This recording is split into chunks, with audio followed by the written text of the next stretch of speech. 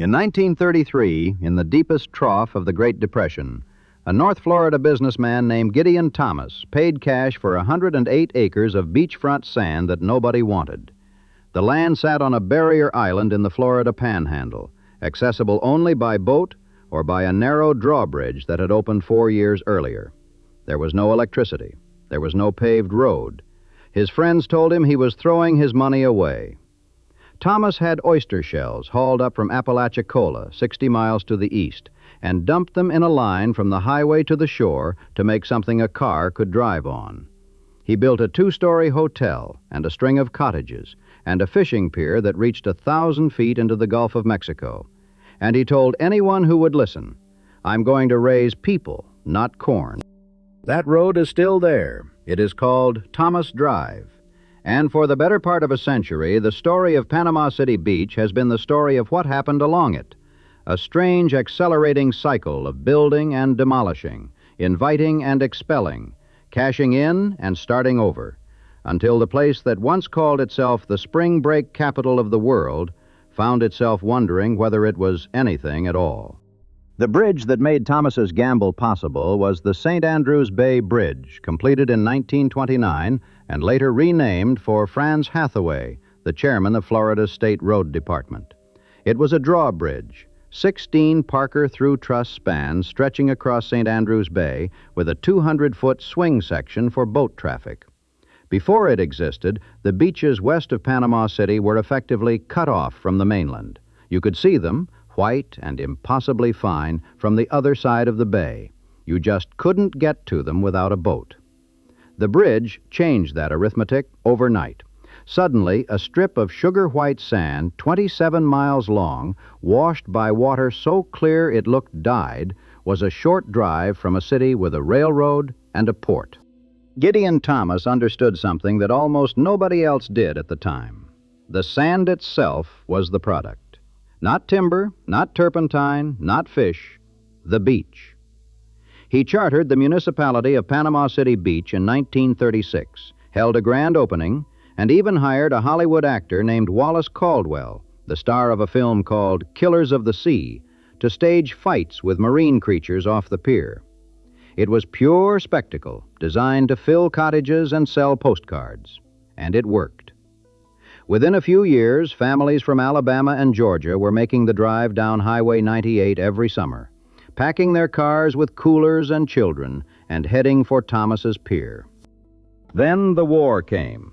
Tyndall Field, an aerial gunnery school, was activated in January 1941 on a patch of swamps and palmetto scrub 12 miles southeast of Panama City. The military needed gunners, and it needed them fast, and the empty Panhandle coastline was a perfect place to train them. Among the students who passed through was Clark Gable, fresh off playing Rhett Butler in Gone with the Wind, who had enlisted after his wife Carol Lombard died in a plane crash.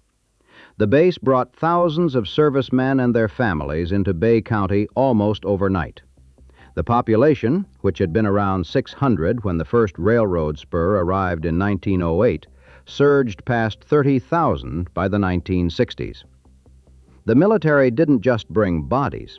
It brought paychecks, infrastructure, and a generation of young men who had seen the Panhandle beaches and decided to come back after the war with their wives and their kids. What they came back to through the late 1940s and the 1950s was a modest, comfortable, proudly unsophisticated beach town. Small concrete block motels with names like the Driftwood and the Sea Witch and the Casablanca lined Front Beach Road, each one painted a different candy color, each one owned by a family that lived in the back unit and changed the sheets themselves. There were seafood shacks with screened porches and neon beer signs.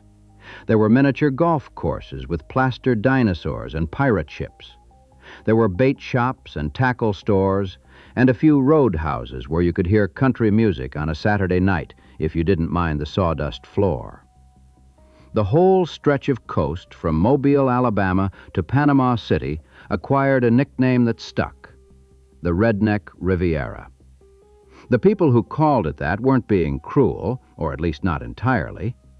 It was a beach for working people, Mill workers from Birmingham, cotton farmers from South Georgia, school teachers from Meridian, Mississippi. And there was something honest about a place that didn't pretend to be anything fancier than what it was. The sand was as beautiful as any beach in the Caribbean. The accommodations were cheap, and the pretension was zero. The moment that turned Panama City Beach from a local secret into something larger happened on Memorial Day weekend, 1963, when a group of local businessmen opened the Miracle Strip Amusement Park on Front Beach Road. The men behind it, James I. Lark Sr., Harry Edwards, Alf Coleman, Bill Parker, and the Bennett brothers, Don and Julian, pooled their money to build a roller coaster called the Starliner. It was a wooden coaster, an out-and-back design by a legendary engineer named John C. Allen, and it was the first roller coaster built in Florida. People in the industry doubted it would draw enough riders to survive. They were wrong. The Starliner was a sensation, a swooping, rattling, 70-foot-tall beast that you could hear from anywhere on the Strip. Over the next 2 decades, the park grew around it.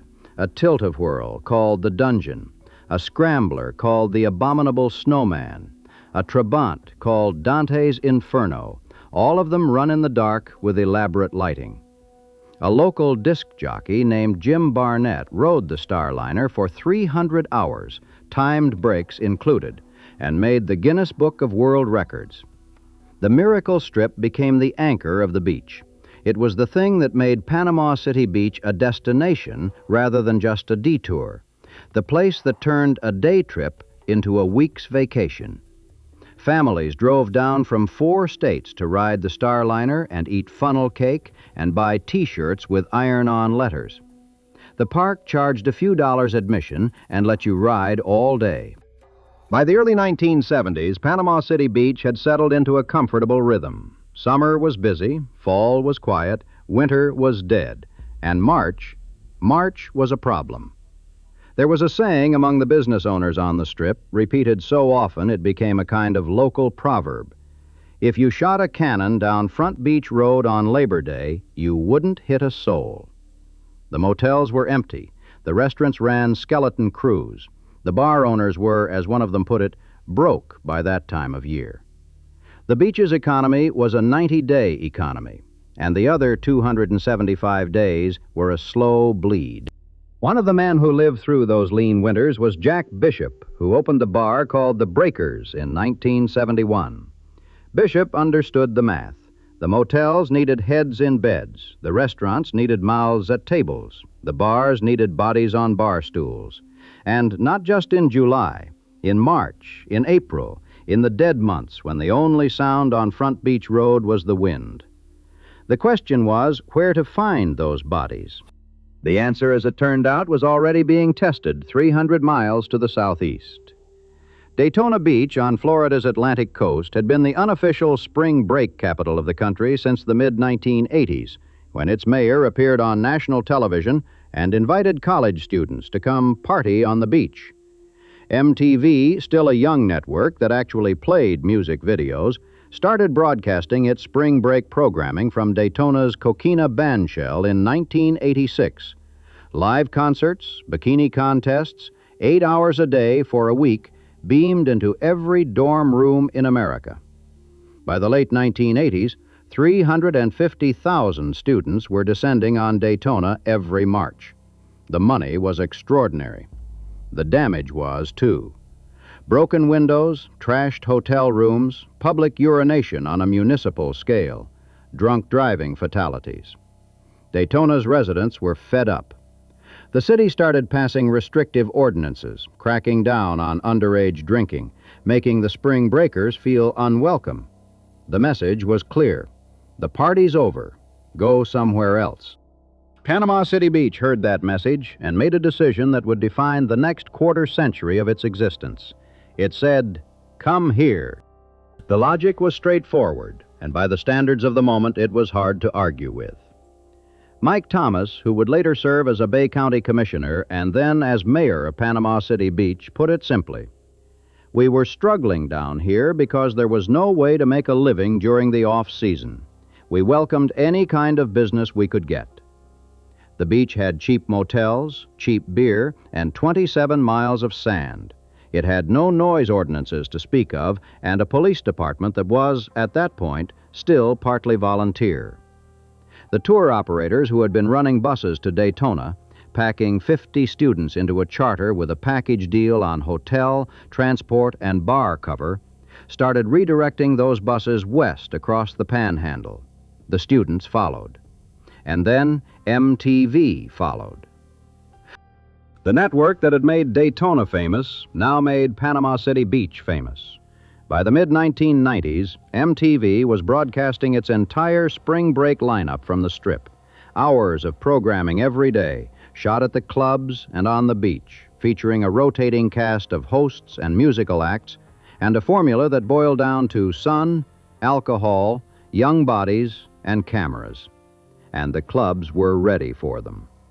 Two venues in particular became the twin engines of spring break on Panama City Beach, and they sat almost side by side on Thomas Drive. The first was Spinnaker, which had opened as a small beach bar in 1972, been flooded by Hurricane Eloise in 1975, and then been rebuilt by its owner, Sparky Sparkman, along with Jimmy Christo Sr. and a third investor. Over the years, it had grown from a roadside shack into what people called a super club. Multiple bars, a large stage, a zip line over the dance floor. It hosted acts from Green Day to Aerosmith to Kenny Chesney. Country singer Luke Bryan shot 2 music videos there. Spinnaker was the place where the line between local hangout and national spectacle blurred. A beach bar that had become an arena without quite admitting it. The second was Club La Vela, and Club La Vela was something else entirely. The original La Vela bar had been built next to Spinnaker in 1978. In 1984, it was rebuilt as the La Vela Beach Club and Concert Hall, designed by Walton Chansey, an architect who used the project as his thesis at Auburn University, and constructed in just 54 days, opening on Labor Day with a concert by John Prine. Its original owner, a German-born engineer named Alois Pfeffer, bought out his partner after the first season and began expanding. And he kept expanding. 9 themed dance rooms, multiple swimming pools, bi-level sun decks, a concert stage that could hold headlining acts. Over the years, the club grew to over 100,000 square feet with a capacity of 6,000 people. It was billed, without much argument, as the largest nightclub in the United States. Its slogan, coined in 1995, was "Party with Thousands." Spring breakers paid as much as $80 a night just to walk in the door. WCW Monday Nitro broadcast its annual Spring Breakout episode from La Vela 3 years running. ESPN, the Travel Channel, they all showed up. La Vela wasn't just a nightclub. It was the physical embodiment of what Panama City Beach had become. And what it had become was, by any financial measure, an astonishing success. Jack Bishop, the bar owner who had watched the lean years, estimated that the entire beach business community pulled in close to $400 million in March alone. Not just the nightclubs, the restaurants, the T-shirt shops, the convenience stores, the McDonald's on Front Beach Road. Some hotels did half their annual business during those 6 weeks. Some clubs made $40,000 to $50,000 a night in cover charges from customers who weren't even old enough to drink. The tourist development tax, the bed tax, collected 16% of its annual revenue in March and April alone. For a town of 12,000 permanent residents, it was a river of money, and everyone on the Strip had a bucket in the current. The spring break economy had a shadow, though, and it grew longer every year. The crowds that brought the money also brought the chaos. Public intoxication on a scale that defied easy description. Property damage, sexual assaults, noise that shook the walls of the permanent residents' homes from sunset to sunrise. And the reputation. The Redneck Riviera label was now joined by something harsher. Panama City Beach wasn't a family destination anymore. It was a party destination, and the party was getting uglier. The families who had come for the Miracle Strip and the fishing pier started going somewhere else. The very thing that was paying the bills was destroying the brand. Here is where the story splits in two, and both halves happened almost simultaneously. While the spring break cash was still flowing, the real estate market was doing its own work on the Strip. In the early 2000s, a condo boom hit Panama City Beach with the force of a second hurricane. Developers from across the southeast looked at the beachfront and saw the same thing: two-story motels sitting on land worth 10 times what the buildings on it would ever earn. The math was irresistible. Buy the motel, demolish it, build a 20-story condominium tower, sell the units to investors and retirees at prices that would have seemed hallucinatory a decade earlier. Condo prices on the beach nearly quadrupled during the peak of the boom. The old motels, the Driftwood, the Sea Witch, the family-owned places that had defined the Strip for half a century, disappeared one by one, replaced by towers of glass and concrete with names like Palazzo and Sterling Beach and Tidewater. The skyline of Panama City Beach, which had been a low, ragged line of neon and palm trees for as long as anyone could remember, suddenly looked like a minor Miami. And then in 2004, the Miracle Strip Amusement Park closed. The owner said the park could no longer sustain itself. Rising maintenance costs, dwindling crowds, the post-September 11th tourism slump. But everyone understood the real calculus.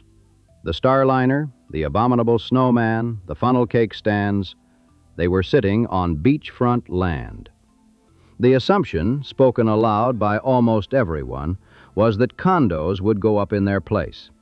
The park's final day of operation was September 5th, 2004, 41 years after it had opened.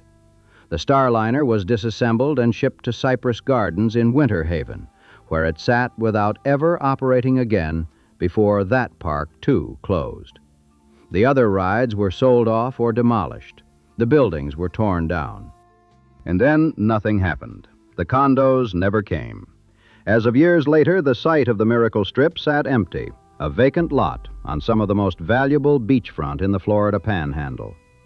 The amusement park that had made the beach famous, that had drawn families for 4 decades, had been demolished for a development that didn't exist. A couple named Teddy and Jenny Meeks eventually purchased the vintage carousel from the original park and moved it to Pier Park in 2010, and later acquired a few more rides, opening a small retro version of the Miracle Strip on a 14-acre tract nearby. But it wasn't the same. The Starliner was gone. The site was gone. The thing that had made the beach more than just sand was gone. And what replaced it was air. The condo boom crashed with the rest of the housing market in 2007 and 2008, leaving half-finished towers and over-leveraged investors scattered across the Strip. But the condos that had been completed were still standing, and the old motels that had been demolished to build them were not. The physical character of Panama City Beach had been permanently altered. Front Beach Road, which had been a continuous strip of low-slung, individually owned businesses, each one slightly different, each one with a hand-painted sign and a personality, was now punctuated by high-rise towers separated by parking garages. The condos attracted a different kind of visitor, older, wealthier, less interested in the Strip, and more interested in the balcony view. The spring breakers and the condo owners existed in the same geography, but in different economies, and the tension between them was becoming impossible to ignore. The breaking point came in 2015. That spring, 7 people were shot at a spring break party. A sexual assault was caught on video and made national news, the footage originating from the beach behind one of the nightclubs. The coverage was devastating, not the fun, sunlit MTV coverage of the 1990s, but grim, shaky camera news reports with phrases like out of control and lawless. The residents who had tolerated spring break when it was contained and profitable now demanded action. Mike Thomas, the former commissioner who had once defended spring break as a necessity, ran for mayor on a platform of cleaning up the beach and won. The city moved fast. In a special session, the Panama City Beach City Council voted unanimously to ban all possession and consumption of alcohol on the sandy beach during the month of March. Ordinance 1353. They closed bars at 2 in the morning. They banned open containers in commercial parking lots. They prohibited anyone under 21 from entering bars after midnight. They essentially declared war on the spring break economy they had spent 2 decades building. The effect was immediate and measurable. In March 2016, the tourist development tax collections from the beach dropped more than 40% compared to March 2015, falling from $2 million to $1.2 million. The overall economic hit to the beach was estimated at $40 million in a single month. The college students, faced with a beach where you couldn't drink on the sand and the bars closed at 2, simply went somewhere else: South Padre Island, Gulf Shores, Cancun. The bars and clubs that had been built to serve them were suddenly half empty during what had been their most profitable month of the year. They're not going to give that up without a fight, Thomas had predicted, speaking of the business owners who depended on spring break revenue. He was right. But the ordinances held. Panama City Beach was now a place that had deliberately dismantled its primary off-season revenue source without having a replacement ready. The city's plan, articulated in press releases, TDC meetings, and interviews with increasing urgency, was to rebrand the beach as a family-friendly, year-round destination. The instrument of that rebranding was already under construction: Pier Park, a 900,000-square-foot open-air shopping center built by Simon Property Group, one of the largest commercial real estate companies in America. The project had broken ground in 2002 on land purchased by the St. Joe Company.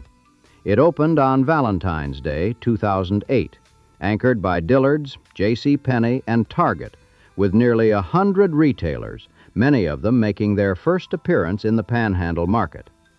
There was a Jimmy Buffett's Margaritaville. There was a 16-screen movie theater. It was, by design, the anti-strip: clean, corporate, orderly, family-oriented, the kind of place where you bought a Ron John Surf Shop T-shirt and ate at a chain restaurant and never once worried about stepping over a passed-out fraternity brother on the sidewalk. Pier Park represented a bet that Panama City Beach could sustain itself on the kind of tourism that other Florida beach towns, Destin, Rosemary Beach, Seaside, had built their identities around: prosperous families, retirees, couples looking for a long weekend somewhere warm. It was a bet that you could replace a $400 million spring break economy with a different kind of spending: steadier, calmer, spread across more months. Whether that bet would pay off was an open question when the mall opened. And then, before it could be fully tested, something else arrived. On October 10, 2018, Hurricane Michael made landfall near Tyndall Air Force Base as a Category 5 storm, the most powerful hurricane to hit the Florida Panhandle in recorded history. Sustained winds reached 161 miles per hour. The storm surge ran 9 to 14 feet in places, with waves on top of that crashing into second-story windows. Michael caused $25 billion in damage, $18.4 billion of that in Florida alone. In Bay County, 45,000 structures were damaged, and more than 1,500 were destroyed. The destruction was not equally distributed. Mexico Beach, a small town 20 miles southeast of Panama City, was essentially erased. The storm surge swept entire blocks of houses off their foundations. Panama City itself sustained catastrophic wind damage, with trees down on virtually every street and entire neighborhoods rendered unlivable. Tyndall Air Force Base, which had been one of the largest employers in the region for nearly 80 years, lost approximately 95% of its structures. Every building on the base suffered severe damage. The flight line was devastated. Fighter jets that had been on display were flipped over like toys. The Air Force would eventually commit $4.7 billion to rebuilding Tyndall as the installation of the future, but that process would take the better part of a decade. On Panama City Beach itself, the story of the hurricane was written in the buildings it chose. The high-rise condos, the towers that had replaced the old motels, built to modern hurricane codes, mostly survived. They took damage, lost windows, had water intrusion, but they stood. The old buildings, the ones that predated the condo boom, the ones that had given the Strip its character, those were hit much harder. Club La Vela, the 100,000-square-foot monument to spring break excess, was heavily damaged. It never reopened. As of years later, the site sat empty, the largest nightclub in America reduced to a fenced-off ruin on Thomas Drive. Spinnaker, the beach bar that had been open since 1972 and had hosted everyone from Jimmy Buffett to Aerosmith, was badly damaged. Its owner leased the site to a Nashville bar operator, Tootsie's Orchid Lounge. But when demolition crews arrived in 2024 to incorporate the old structure into the new building, they found it was too far gone to salvage. They tore it all down. The Spinnaker, the bar that had helped build the mythology of Panama City Beach, one of the venues where MTV had broadcast its spring break programming, where Luke Bryan had filmed music videos and Kenny Chesney had played to crowds that stretched to the waterline, was reduced to rubble, carted away in dump trucks while people posted photos to a Facebook page called Old Panama City Beach and remembered what used to stand there.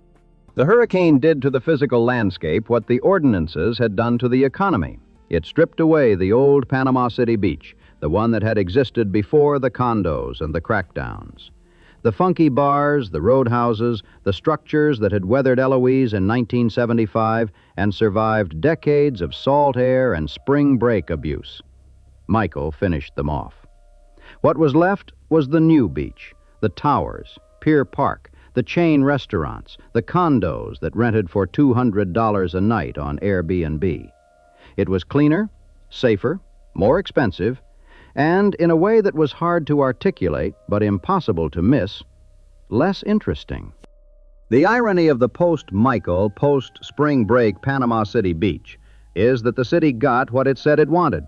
It wanted to stop being the spring break capital of the world. It wanted to be a family destination. It wanted to attract the kind of tourist who came for the beach and the shopping and the seafood, not the kind who came for the keg stands and the wet T-shirt contests. And by 2020, that was more or less what it had. The spring break crowds had largely dispersed. The bed tax revenues were recovering, driven by summer tourism and a post-pandemic boom that saw visitation jump 50% between 2020 and 2023. The TDC was generating $37 million a year. The direct spending in the local economy topped $3.1 billion. By the numbers, the reinvention was working. But the old identity wouldn't stay buried. Every March, the spring break crowds came back. Not the 500,000-strong tides of the early 2000s, but enough to fill the hotel rooms and crowd the beaches and remind everyone that the party, however diminished, was not quite over. And the crowds that came were, by most accounts, harder to manage than the ones that had come before. The college students who used to pack La Vela had been young and drunk and reckless. But they were, for the most part, college students, kids on a vacation that had a clear end date. The newer crowds were different. They were younger, sometimes high school age. They traveled in groups organized by social media rather than tour operators. They brought guns. In March 2025, the cycle reached its latest crescendo. On March 28th, shots were fired at Pier Park, the family-friendly shopping center, the crown jewel of the new Panama City Beach, during spring break. 3 teenagers from Dothan, Alabama were injured. The shooting was linked to rival gangs. One of the suspects had allegedly fired an AR-15-style rifle into a crowd. A week later, on April 3rd, panic broke out at Hammerhead Fred's on Thomas Drive after a rumor about a gun. An 18-year-old from Dothan fired 4 shots into the air and was arrested on the spot. Over the spring break period, police arrested more than 500 people, seized 75 guns, responded to over 8,000 calls for service, and watched Walmart shoppers tear apart a store while recording themselves doing it. The police chief, J.R. Talamantes, posted a public statement that read less like a press release and more like a eulogy. Panama City Beach can no longer be a spring break town. That time is over. Bay County Sheriff Tommy Ford backed him up. The TDC announced it would no longer market to the spring break demographic. It would target families with school-age children instead. The city enacted overnight beach closures from 10 at night to 4 in the morning during March and April. It was 2015 all over again, except now the enemy wasn't spring break itself. It was the ghost of spring break, the reputation that kept drawing crowds the city no longer wanted long after the infrastructure that had served them was gone. The Pier Park City Center development, an 80-acre expansion of the Pier Park district backed by the St. Joe Company, broke ground in 2024. Its first tenant, a Top Golf facility, opened in June 2025. There are plans for more family-oriented entertainment, more hotels, more of the controlled, corporate, brand-safe experience that the new Panama City Beach is supposed to represent.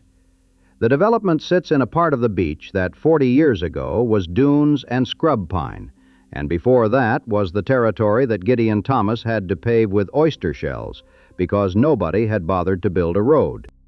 Driving Thomas Drive today is an exercise in reading the strata of decisions.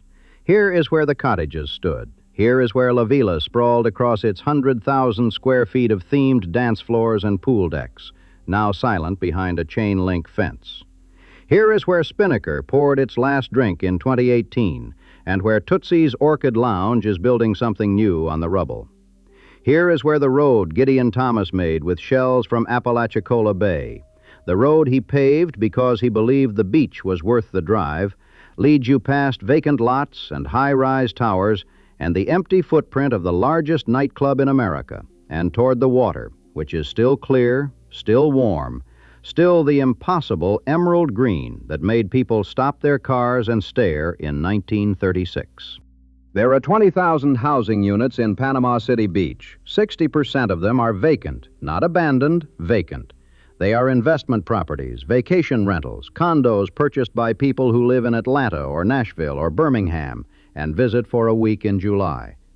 The permanent population is around 18,000, which means that on any given Tuesday in February, the town has fewer year-round residents than a moderately sized subdivision. The median age is 45.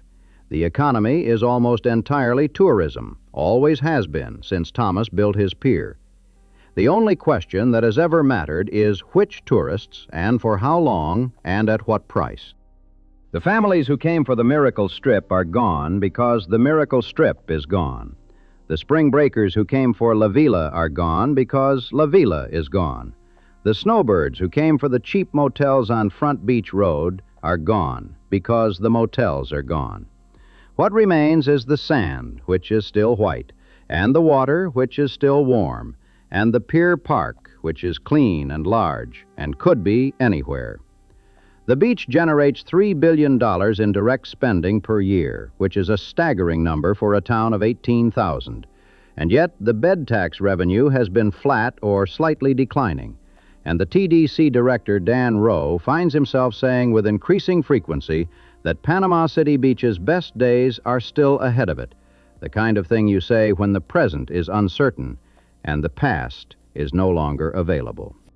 The story of Panama City Beach is not a story of neglect. Nobody forgot this place.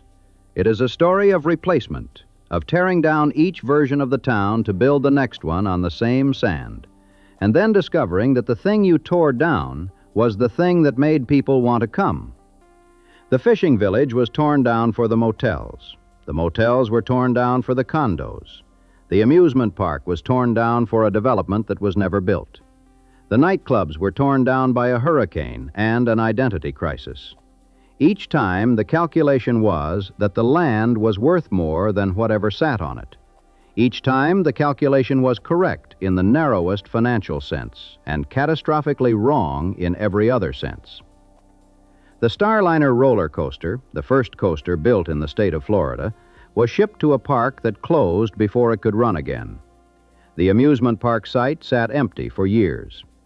Club La Vela, built in 54 days and expanded over 3 decades into a 6,000-person, 9-room monument to organized hedonism, was destroyed in a single afternoon by a storm that the building codes of the 1980s had never anticipated. Every replacement was supposed to be an improvement. The condos were better than the motels. The shopping center was better than the Strip. The family tourists were better than the spring breakers. And in many measurable ways, they were. The condos are nicer. The shopping center is cleaner. The families are easier to police. But Panama City Beach used to have something that no amount of investment could replicate: a specific, irreplaceable, slightly disreputable personality. It was a place that belonged to a particular class of American, the Southerner who didn't have the money for the Florida Keys or the inclination for Orlando, the family that wanted a beach and a roller coaster and a bar with live music and didn't much care if the accommodations were fancy. It was the Redneck Riviera, and the people who called it that said it with affection because they were describing themselves. That Panama City Beach is gone. The one that exists now is still beautiful. The sand is still sugar white. The Gulf is still that shade of green that tricks you into thinking you're on some Caribbean island rather than a barrier strip in the panhandle of northwest Florida. 4.5 million people visited in 2023. The Topgolf is open. The Pier Park has 124 stores. The beach is cleaned daily by crews funded by the bed tax. If you're looking for a pleasant week in a generic seaside destination with good chain restaurants and reliable Wi-Fi, Panama City Beach delivers exactly that. But there is a particular kind of American traveler, the kind who remembers the Starliner cresting its first hill, or the neon of Front Beach Road reflected in a wet parking lot at midnight, or the sound of 100,000 square feet of nightclub rattling the windows of a rented cottage on Thomas Drive, who goes somewhere else now. Not because the beach is worse, because the beach is no longer the beach they knew. It is a place that replaced itself so many times that it finally replaced the thing that made it worth visiting in the first place. Thomas Drive runs east from the Hathaway Bridge, the third bridge on the site, completed in 2003 for $80 million, wider and higher and more efficient than anything Gideon Thomas ever drove across. Where his hotel stood, there is nothing in particular. Where his pier reached 1,000 feet into the Gulf, the pilings have long since rotted away. Where his oyster shell road began, the pavement is smooth and lined with curbs and marked with reflective paint. If you drive it on a February afternoon, with the winter light flat and gray on the Gulf, you can go a long time without seeing another car. The wind comes off the water, and there is nothing to stop it. The vacant lots between the towers are wide and sandy and quiet. Here and there, a chain-link fence marks the perimeter of something that used to be something else.